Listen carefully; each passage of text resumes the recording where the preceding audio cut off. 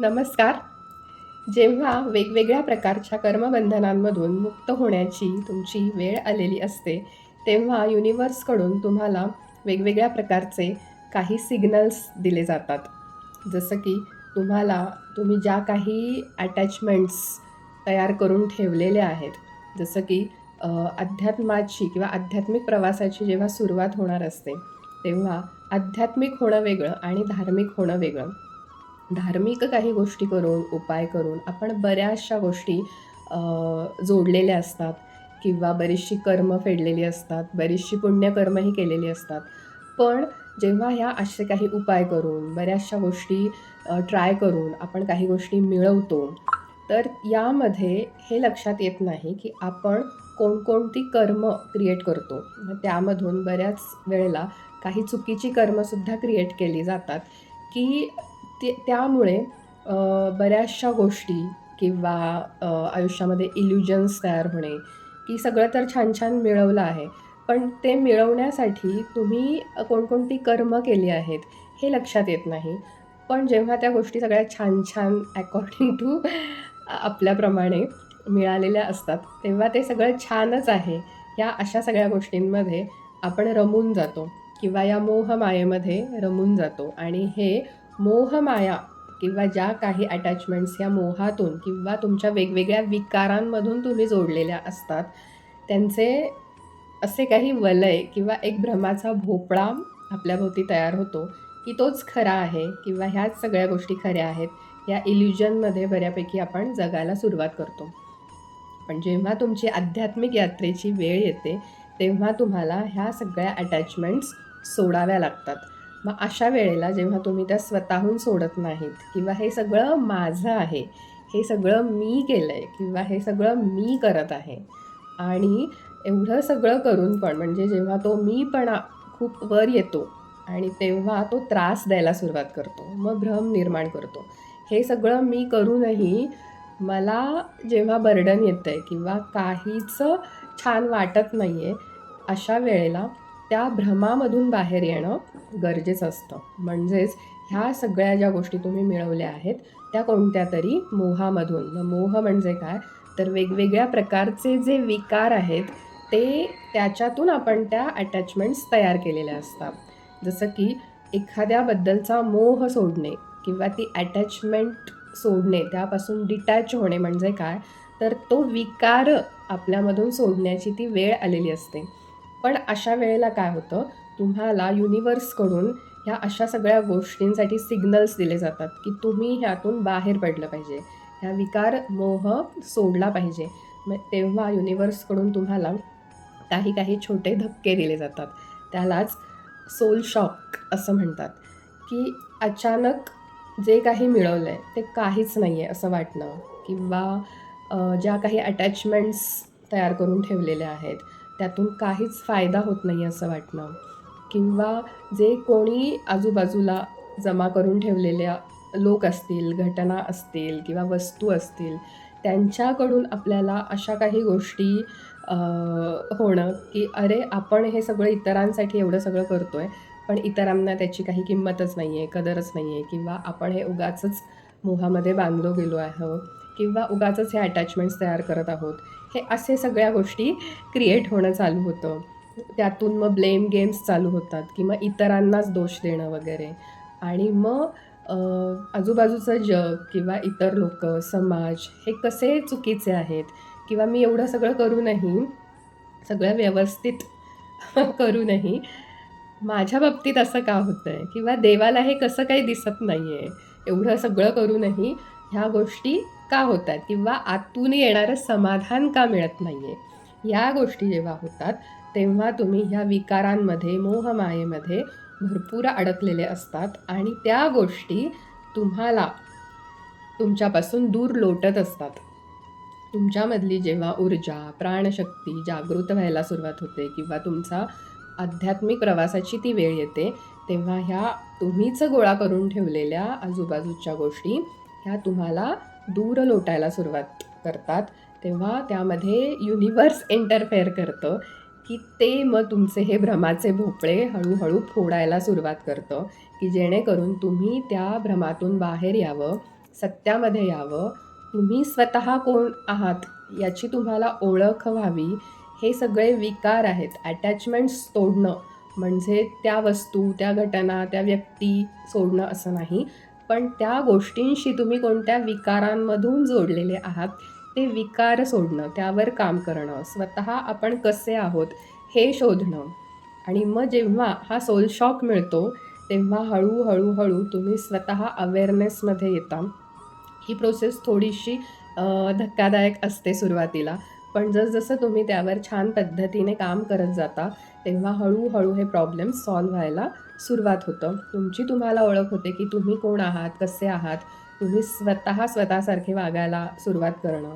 पण या प्रोसेसमध्ये कधी-कधी कसं होतं, की भीती निर्माण होते, की मी जे हे सगळं छान काही बनवलंय किंवा हे जे माझं आहे, हे सगळं माझ्याकडून सुटतंय का?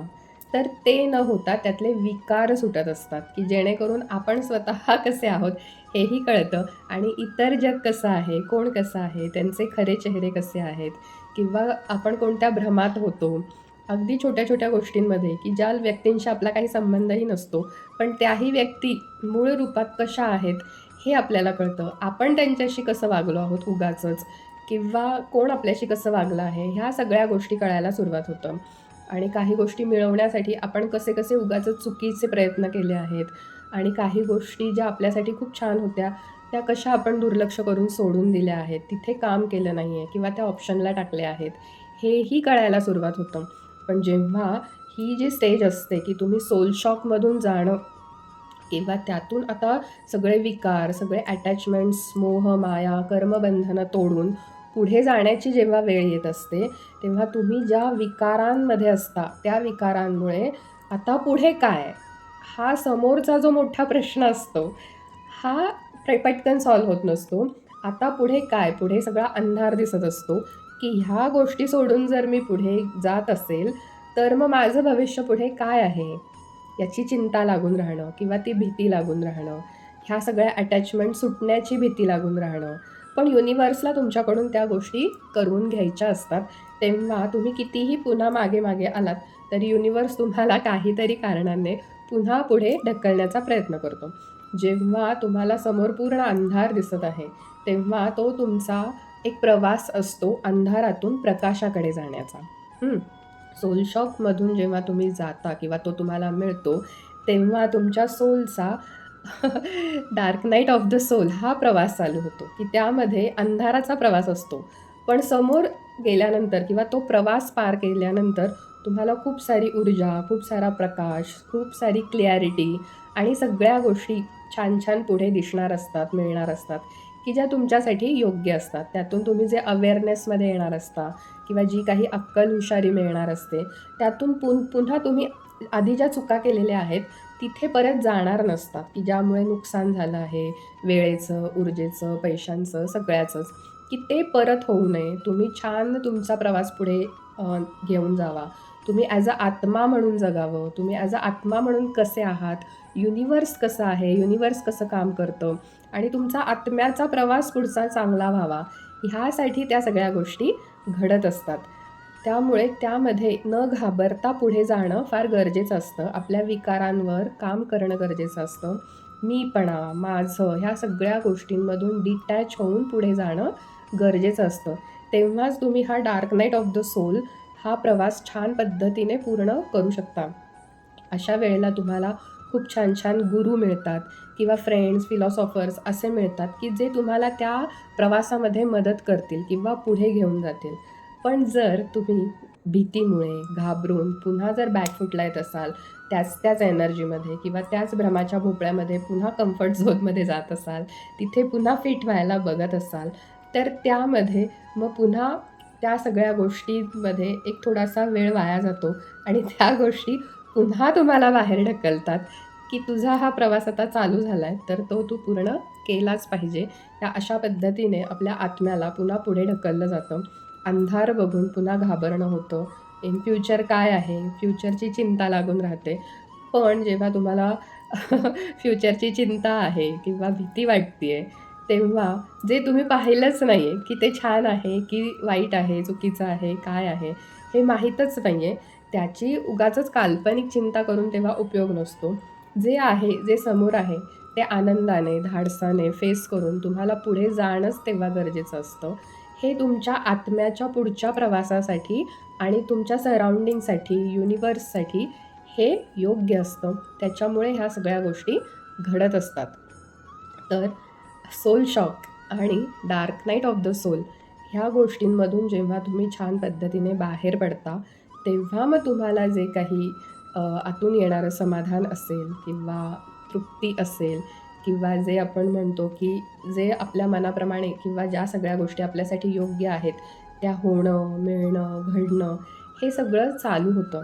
नाहीतर जोपर्यंत तुम्ही भ्रमाच्या त्या इल्युजनमध्ये, जगामध्ये जगत असता, तेव्हा जरी तुम्हाला वाटत असेल, की मला जे हवंय ते सगळं मिळतंय किंवा मिळालं आहे, पण ते आत्ता लगेच नाही किंवा तुम्ही जर ते अटॅचमेंट सोडायलाच तयार नसताल, तरीही ते आणखी थोड्या दिवसांनी, 10 वर्षांनी, 12 वर्षांनी, आणखी वर्षांनी हे तुमच्याकडून सुटणारच असतं. ते डिटॅच होतंच युनिव्हर्सकडून.